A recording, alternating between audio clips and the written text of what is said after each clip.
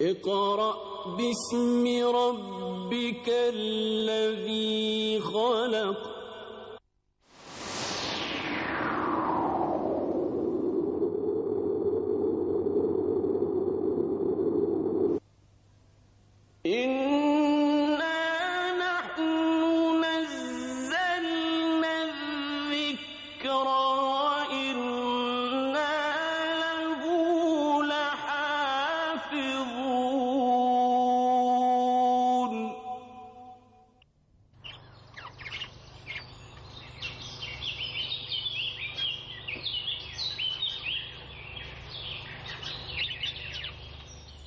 ظل أسلوب أبي الأسود الدؤلي في شكل الحروف وضبطها، والذي عرف بالنقط في المصاحف متبعا حتى ظهر الخليل بن أحمد الفراهيدي في القرن الثاني الهجري.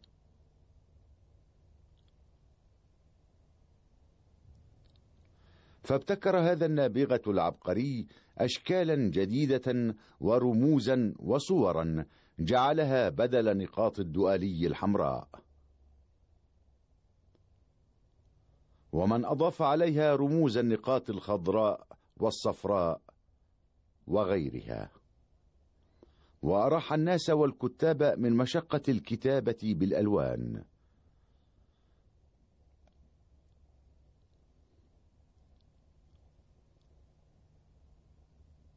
ورغم سهولة أشكال ورموز الخليل، فقد رفضها في البداية فريق من المتشددين، وظلوا متمسكين بنقط أبي الأسود حتى القرن الخامس الهجري،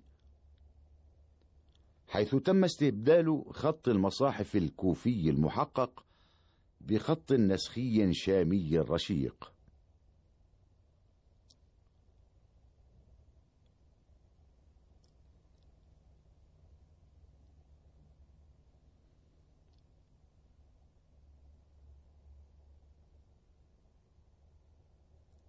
وكان من الطبيعي زوال نقط أبي الأسود عند أهل المشرق، وبقاؤه ببعض الرموز عند أهل المغرب، بسبب الخصائص الفنية والفروق التي أملتها طبيعة الخط المشرقي والمغربي.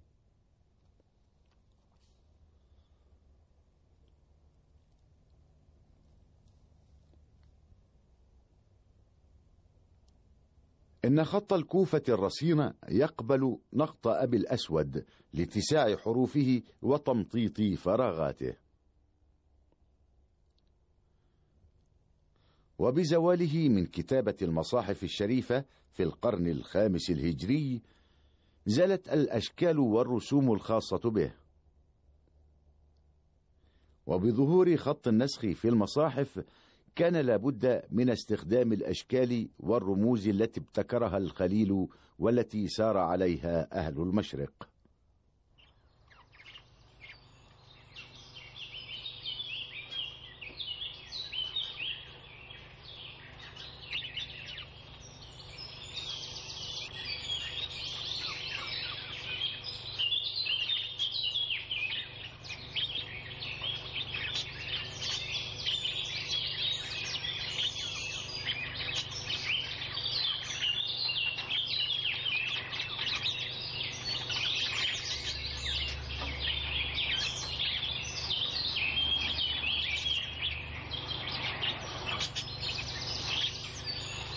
أما أهل المغرب فقد طوروا خط الكوفة اليابسة وحافظوا على بعض قواعده، فكان أن شكل حرفهم ببعض رموز أبي الأسود الدؤلي ورموز الخليل بن أحمد. إن سطرا واحدا في المصحف المكتوب بخط الكوفة المحقق لا يتسع لأكثر من 5 كلمات،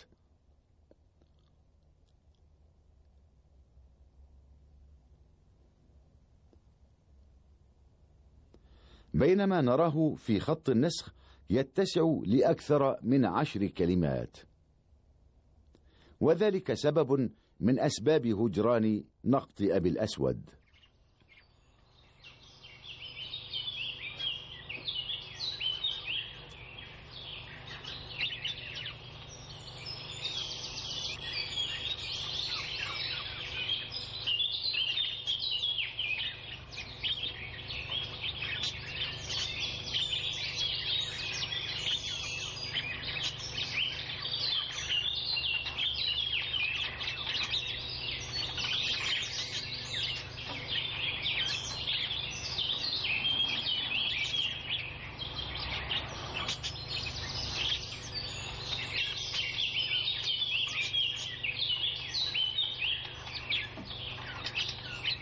لقد ابتكر الخليل 8 علامات للرموز الصوتية أبدلها بنقط أبي الأسود، وهي: الفتحة التي رسمها ألفا مبطوحة فوق الحرف،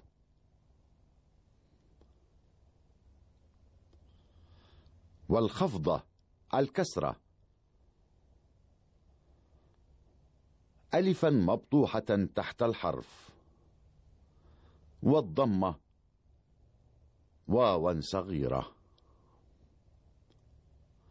ورمز للتنوين بعلامتين من جنس الفتحة والخفضة والضمة.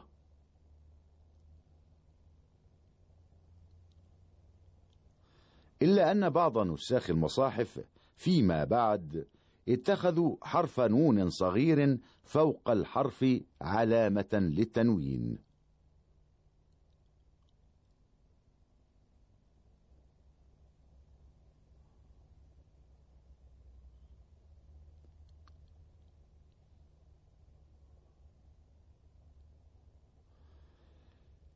ورمز الفراهيدي للسكون برأس حرف الخاء، وقد أخذه من كلمة خفيف.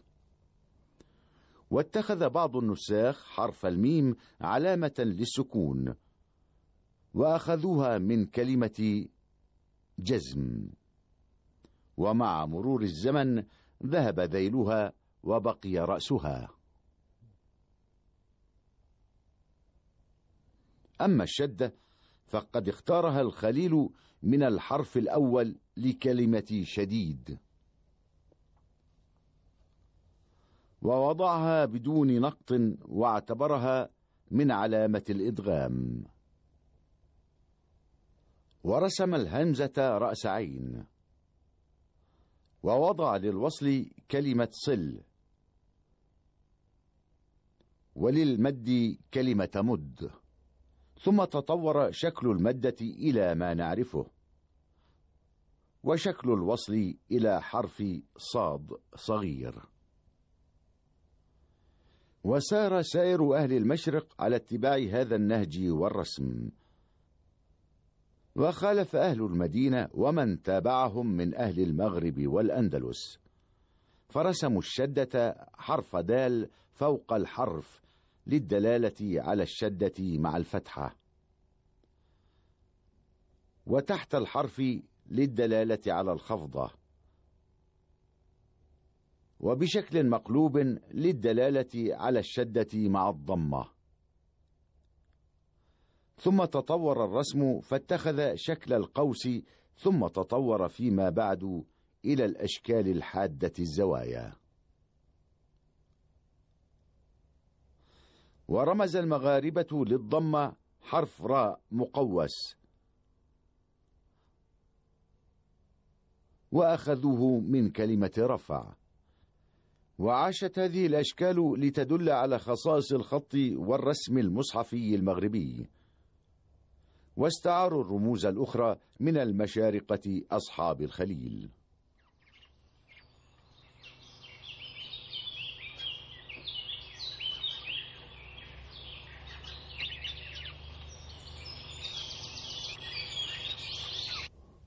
بالرغم من إعادة النقط إلى حروف المصحف الشريف على يد نصر بن عاصم، فإن ابتكار رموز جديدة للحروف خشية التصحيف كانت تسير على أيدي الخطاطين لتكسب الحرف العربي جمالا وجلالا.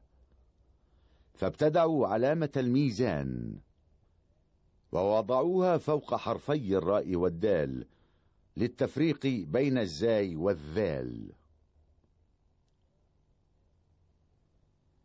ثم أضافوها لحرف السين للتمييز بينه وبين حرف الشين. ووضعوا داخل حرف الكاف المفرد الأخير حرف كاف صغير للتفريق بينه وبين حرف اللام. وتطور الشكل مع الأيام وصغر حتى أصبح كالهمزة.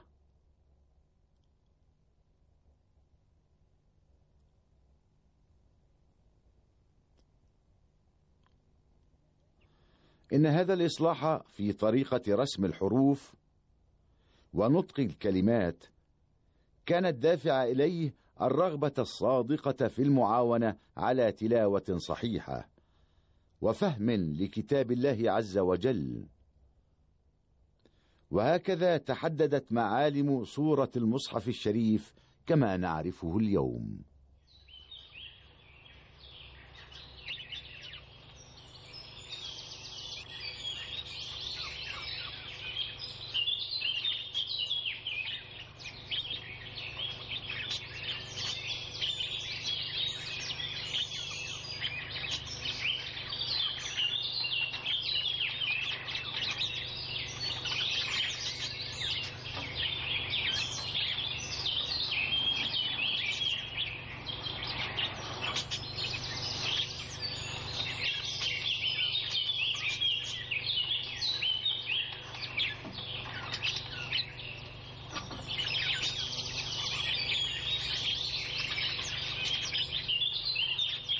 خطوط المصاحف.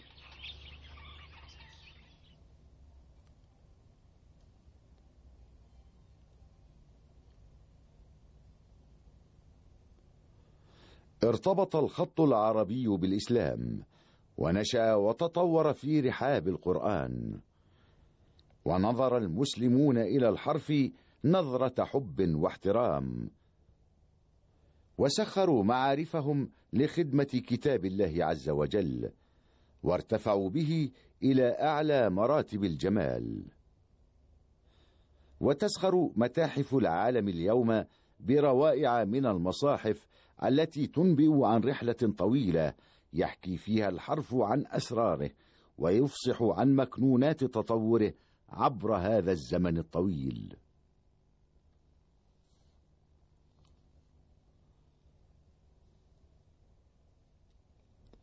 لقد كتب المصحف الشريف منذ نزوله بخط رصين، وهاجر مع هجرة النبي صلى الله عليه وسلم إلى المدينة، ومن ثم إلى الكوفة التي أرسى فيها قواعده زمن سيدنا عمر وسيدنا عثمان وسيدنا علي، واتخذ من الكوفة نسبا فعرف بالكوفي، ورحل مع الفاتحين فشرق حتى دخل الصين، وغرب حتى وصل حدود فرنسا في آيات وسور من الإعجاز.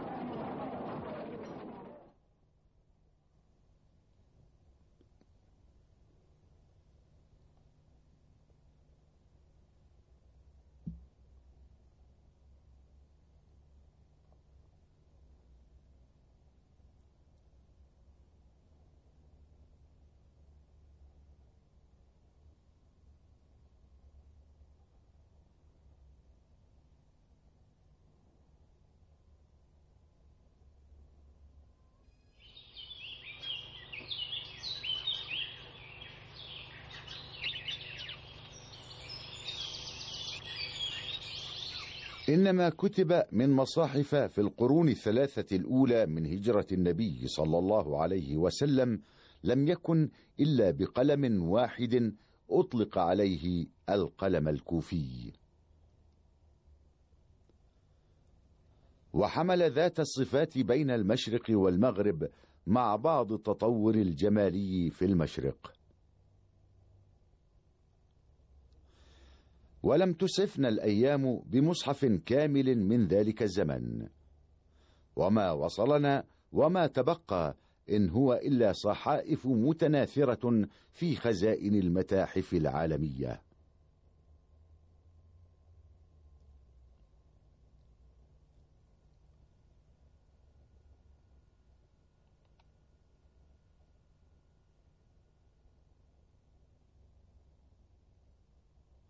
لقد أنشأ العرب الكوفة على مقربة من الحيرة عاصمة اللخميين. أنشأها سعيد بن أبي وقاص بأمر من الخليفة عمر بن الخطاب رضي الله عنهما بين عامي 17 و19 للهجرة. وبظهورها فقدت الحيرة والأنبار ما كان لهما من أهمية.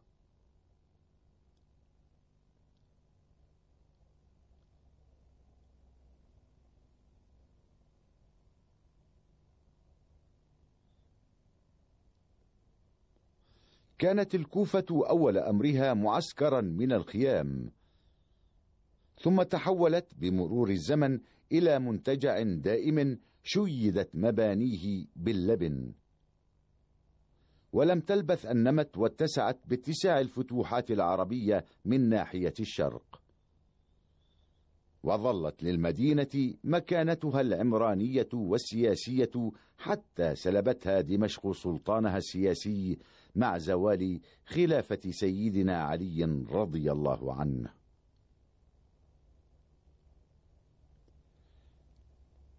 ونافستها البصرة منافسة شديدة في ميدان العلوم، واتخذها أول الأمر العباسيون عاصمة لهم ولم يقيموا فيها.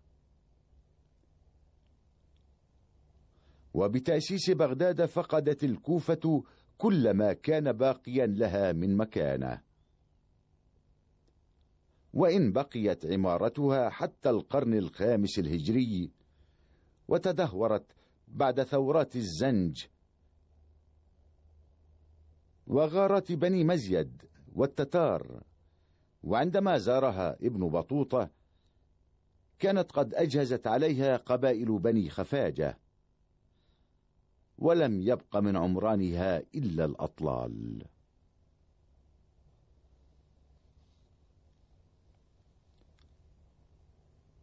وتسمية الخط بالكوفي راجع إلى مألوف العرب الأوائل في تسمية الخطوط التي انتهت إليهم بأسماء المدن التي وردتهم منها.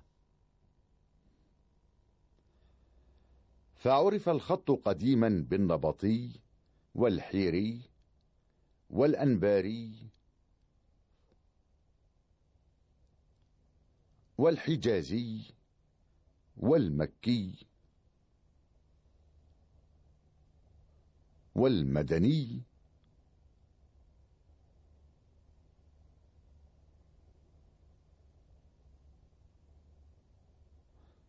ثم بالكوفي.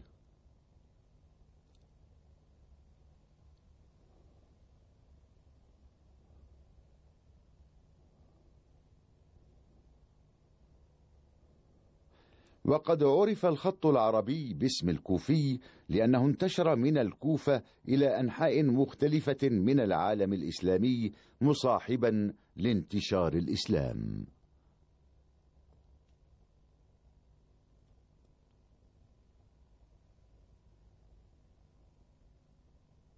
ولقد كان للكوفة نوعان أساسيان من الخط: نوع يابس ثقيل صعب الإنجاز تؤدى به الشؤون الجليلة، وآخر لين تجري به اليد في سهولة، وهذا ما ورد في كتاب الفهرست لابن النديم. كما وصلتنا وثيقة تثبت ما نقوله، وهي ورقة بردية من عامل عمرو بن العاص على قرية إهناسيا في صعيد مصر، وهي مؤرخة سنة 22 هجرية زمن الخليفة عمر بن الخطاب رضي الله عنه.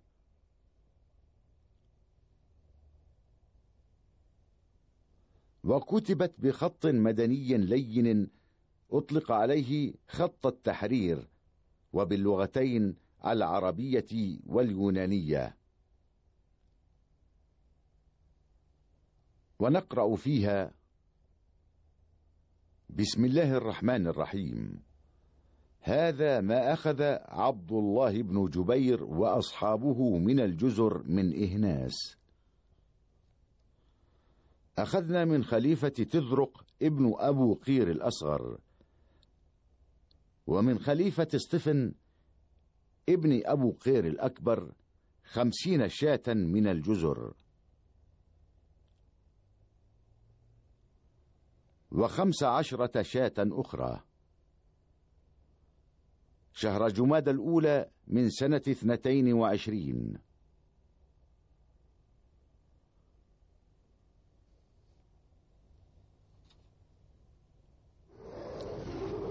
ونستطيع أن نميز أيضا خلال القرون الثلاثة الأولى من الهجرة بين عدة أنواع من الخط الكوفي،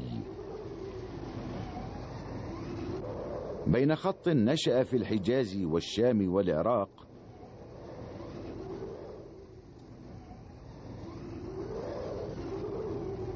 وخط تطور في هرات بإيران وانتقل بعدها إلى بلاد السند والهند والأفاغان والصين،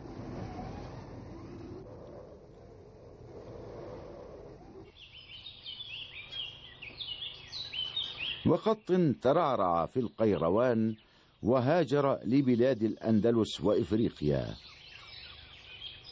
وكل واحد منهم يحمل صفات وخصائص جمالية يختلف فيها عن أخيه. كما حملت لنا الوثائق أنماطا للخطوط الكوفية عرفت باسم التئم والمثلث والمدور، وهي من خطوط المدينة. كما حملت إلينا المشق والتجاويد والمحكم والمحقق والمائل والجلي، وهي من صنع بلاد الشام والعراق.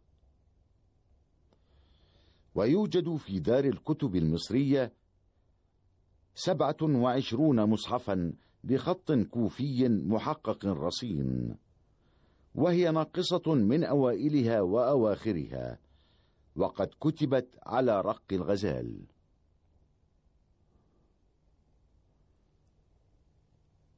ونشاهد من نماذج تلك المصاحف هذه الوثيقة التي نقرأ فيها من نهاية سورة النور وبداية سورة الحجرات،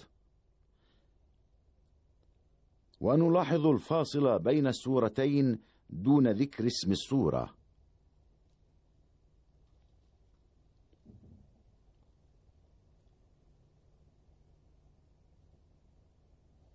قال تعالى: فاستوى على سوقه يعجب الزراع ليغيظ بهم الكفار، وعد الله الذين آمنوا وعملوا الصالحات منهم مغفرة وأجرا عظيما.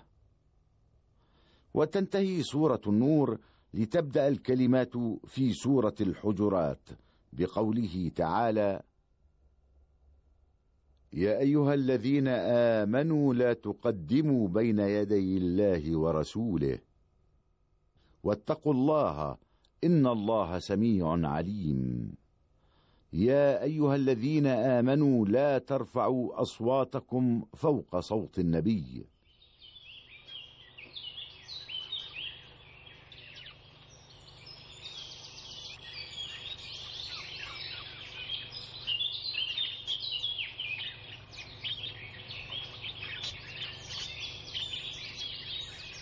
وتحتفظ مكتبة جامعة إسطنبول بصفحة من مصحف كتب على الرق بالرسم العثماني، وعلامات تشكيله على طريقة أبي الأسود الدؤلي،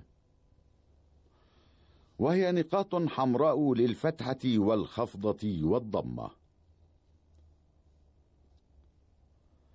ووضعت نقاط نصر بن عاصم على الطريقة المغربية بنقط الفاء من الأسفل ونقط القاف بواحدة.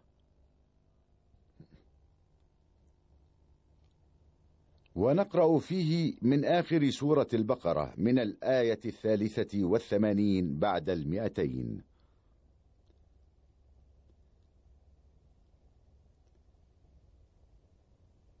فليؤدي الذي اؤتمن أمانته وليتق الله ربه ولا تكتموا الشهادة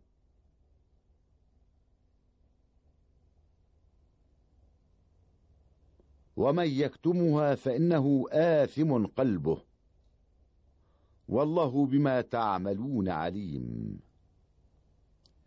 لله ما في السماوات وما في الأرض وإن تبدوا ما في أنفسكم أو تخفوه يحاسبكم به الله فيغفر لمن يشاء ويعذب من يشاء والله على كل شيء قدير.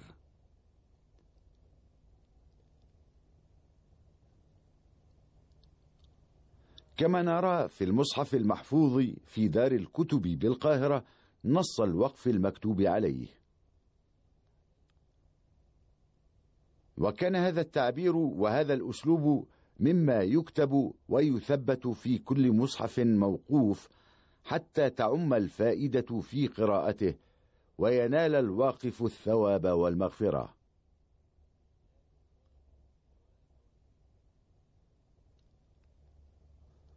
ونص العبارة: هذا المصحف حبس في سبيل الله عز وجل، لا يباع ولا يوهب ولا يورث ولا يملك.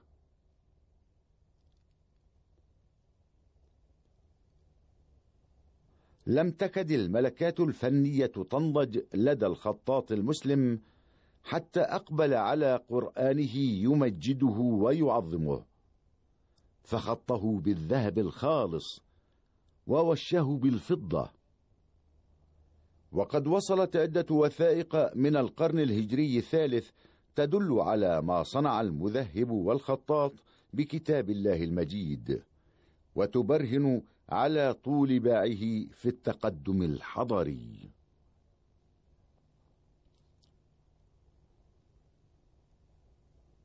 هذه آثارنا تدل علينا، فانظروا بعدنا إلى الآثار.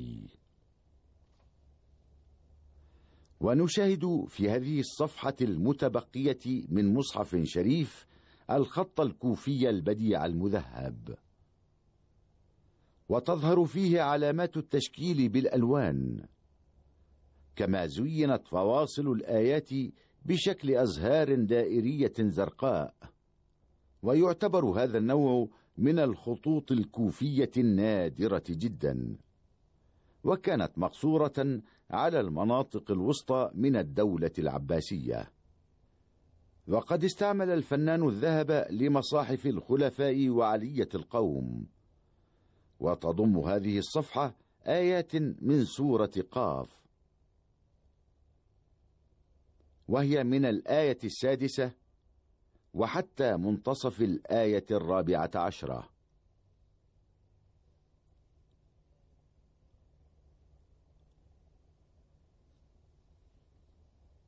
قال تعالى: أفلم ينظروا إلى السماء فوقهم كيف بنيناها وزيناها وما لها من فروج،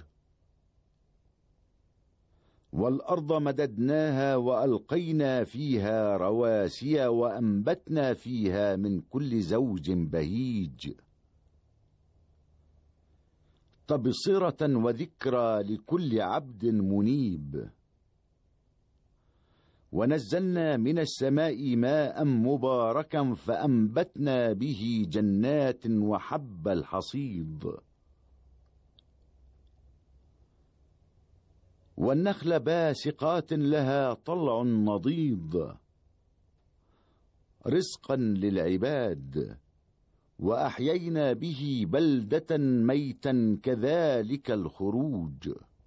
كذبت قبلهم قوم نوح وأصحاب الرس وثمود وعاد وفرعون وإخوان لوط وأصحاب الأيكة وقوم تبع، كل كذب الرسل فحق وعيد.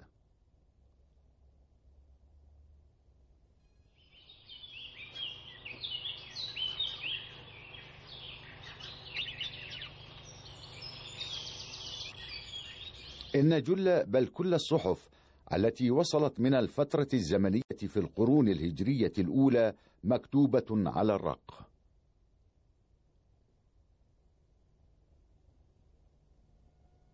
وقد اختاره الفنان المسلم لسهولة الكتابة عليه ودوام بقائه مدة طويلة من الزمن.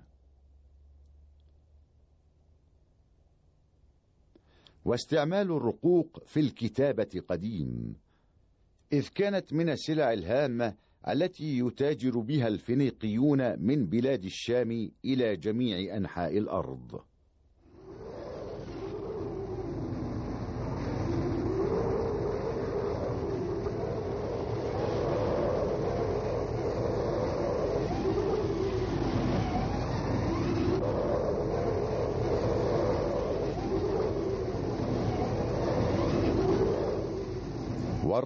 والرق كلمة عربية تقرأ بالفتح والكسر، وهي جلد رقيق يكتب فيه، والجمع رقوق. وقد وردت الكلمة في القرآن العظيم مرة واحدة في سورة الطور في قوله تعالى: والطور وكتاب مسطور في رق منشور. إن أقدم نص كتب على الرق يعود إلى القرن 15 قبل الميلاد، كما أن هناك نصا آخر يعود للقرن 9 قبل الميلاد في بلاد الرافدين، يوضح أهمية استعمال الرق في الكتابة. ويطلق على الرق المدبوغ دباغة جيدة اسم برشمان، ويعني الوثيقة. وأفضل الجلود المستعملة في هذه الوثائق ما كانت من جلود الحيوانات الصغيرة كالغنم والماعز، وأرقاها رق الغزال، حيث يؤخذ الجلد فينقع في ماء الجير 5 أيام، ثم يحلق ويشد ويترك ليجف تماما، ويسقل ويقطع إلى مربعات ومستطيلات. وكان يكتب على وجهيه، وفي حال الغلط أو الاستغناء عن النصوص يمحى ويكتب عليه مرة أخرى. يذكر ابن النديم في كتابه الفهرست أن الفرس اعتادوا الكتابة على جلود الثيران وجلود الأغنام، وتوجد منها نماذج عديدة في بعض المجموعات الخاصة في فيينا.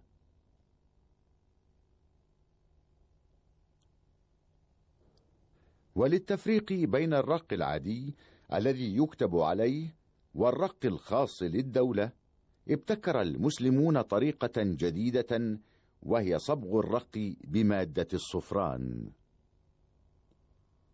وعملت الدوائر الحكومية في العراق على اتباع هذا النهج والنمط، وأخذوا يلونون الرق المستعمل لدوائر الدولة بألوان صفراء أو زهرية.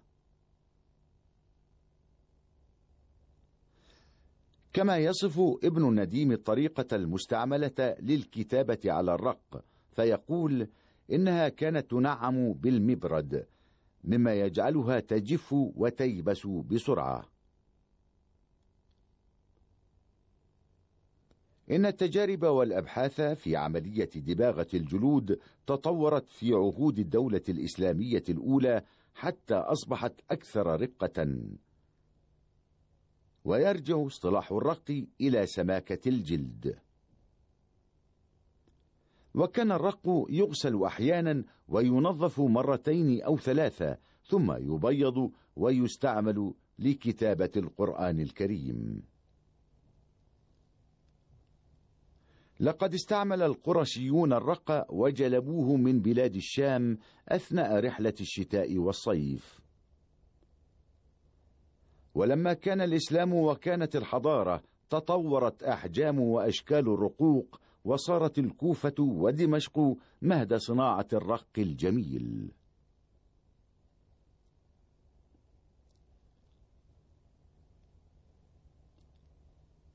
وأدخل الخليفة الأموي معاوية رضي الله عنه استعمال الرقوق في دوائر الدولة، وكذلك الخلفاء العباسيون من بعده. وكانت دمشق زمن الأمويين وجهة الصناع والحرفيين، فأنشئت مصانع الرقوق والدباغة. ونشط الخطاطون فكتبوا مئات المصاحف التي حملها الجنود معهم خلال الفتوحات مشرقين ومغربين، لينشروا ويعلموا كتاب الله ويبلغوا رسالته إلى أقصى نقطة في المعمورة حطت عليها قدم.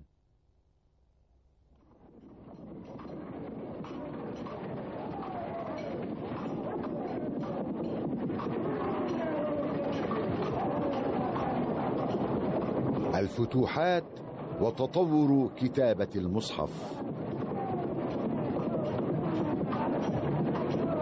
امتدت الفتوحات بعد نهاوند في إيران وأذربيجان وما وراء النهر، وامتد سلطان الدولة الإسلامية حتى شمل خراسان وسائر بلاد فارس حتى حدود الترك.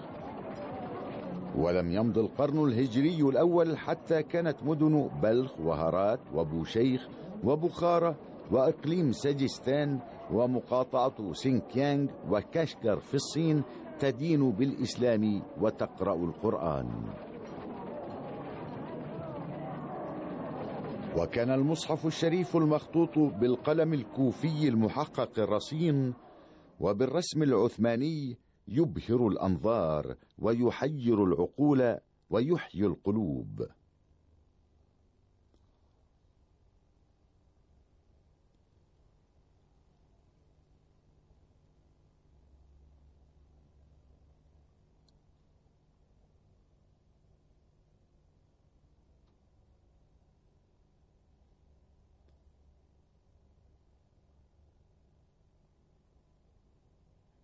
ولعب الفن دوره في كتابة المصحف وتطوير خط الكوفة المحقق، فتولدت منه خطوط جديدة في أقصى المشرق، وكانت هرات معقل الفن في ذلك الوقت.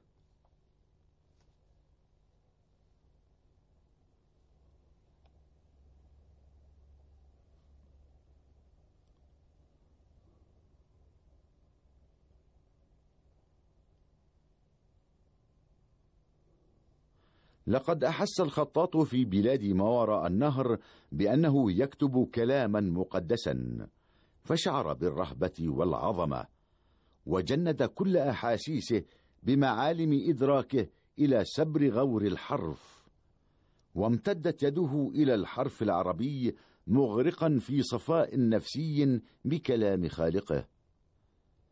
وبدأت التغيرات والتطورات في مسيرة الحرف الكوفي المشرقي.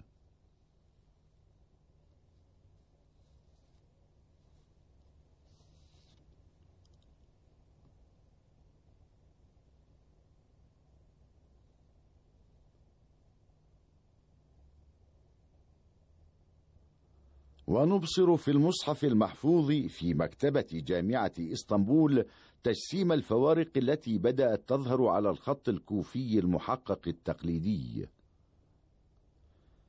كما نلاحظ قواعد أبي الأسود الدؤلي في التشكيل بالنقط الحمراء لدلالة الفتحة والخفضة والرفع، وفيه الهمزة والشدة والمدة بلون أخضر على طريقة الخليل، وهناك دوائر سوداء لتدل على الروم والإشمام. والروم هو الإتيان ببعض حركة الحرف بصوت خفي، ويكون في الخفض والرفع، ويأتي مع القصر. والإشمام إطباق الشفتين بعد إسكان الحرف بغير صوت، ويكون مع المد. وسنفرد حلقة رموز التجويد عبر التاريخ فيما بعد إن شاء الله. لقد اختلطت إشارات الروم والإشمام هذه بعلامة الجزم، فحذفت من المصاحف بعد ذلك. وفي المصحف دائرة تدل على انتهاء 10 آيات، وهو التعشير كما أسلفنا، ورسمت مع رأس السورة بالذهب. وتبدأ الصفحة بقوله تعالى: من نهاية سورة الحج: وتكونوا شهداء على الناس فأقيموا الصلاة وآتوا الزكاة.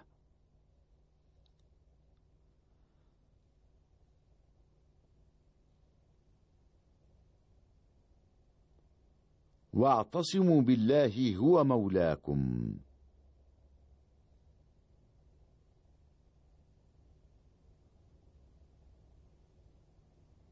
فنعم المولى ونعم النصير.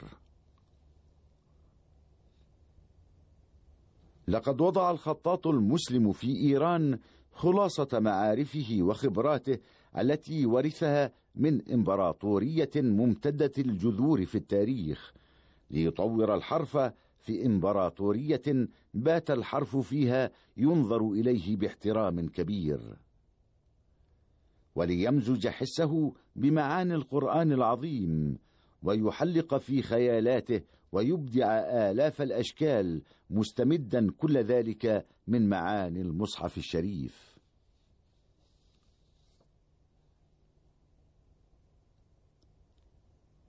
وقد تجلى الإبداع في القرآن المفسر بالفارسية والمحفوظ في مكتبة متحف سراي طبقابي في اسطنبول، وهو من عمل عثمان بن الحسين الوراق الغزنوي، وقد كتبت آياته بأحرف متزنة الأطوال وحركاته باللون الأحمر، وشداته وهمزاته باللون الأخضر. كما نلاحظ علامة الميزان والتي أوضحنا عنها من قبل فوق حروف الراء والدال والسين. كما توضح لنا الأعداد المكتوبة بالحروف وبالخط الكوفي داخل دوائر محلات في نهاية الآيات عدد الآية 20، مع إشارة للتخميس على الهامش.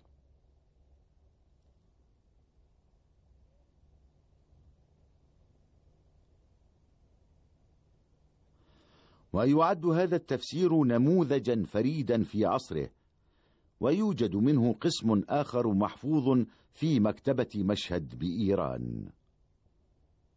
إن هذه النماذج من الخط الكوفي المشرقي لا تدل دلالة واضحة على صفاء نفس الخطاط وإخلاصه وحبه لخدمة كتاب الله العزيز الذي لا يأتيه الباطل من بين يديه ولا من خلفه.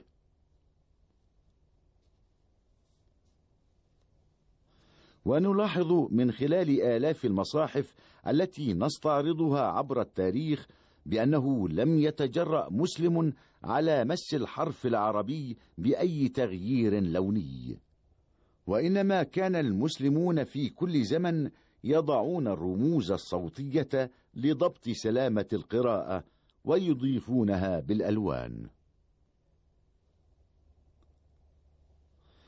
وكما نلاحظ في همزات الوصل والقطع والشدة والرموز الأخرى على امتداد رقعة العالم الإسلامي واختلاف المذاهب والمشارب.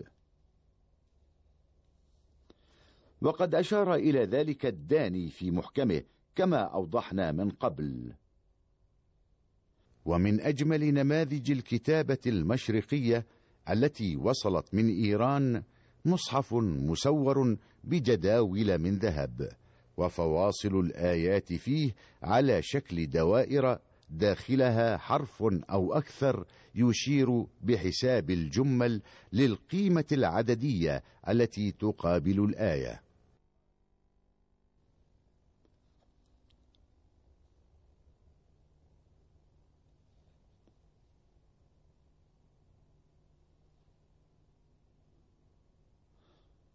فالنون تساوي 50 آية، ونا تساوي 51 آية.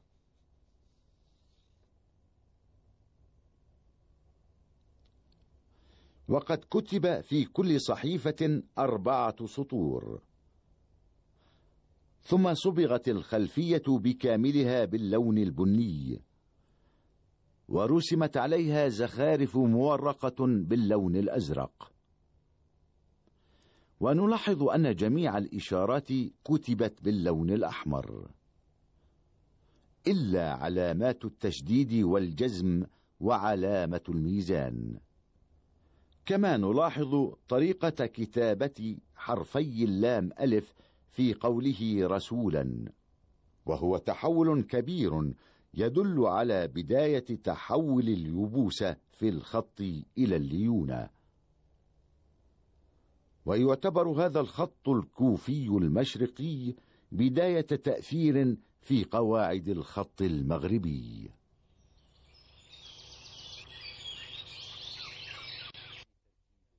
اقرأ باسم ربك الذي خلق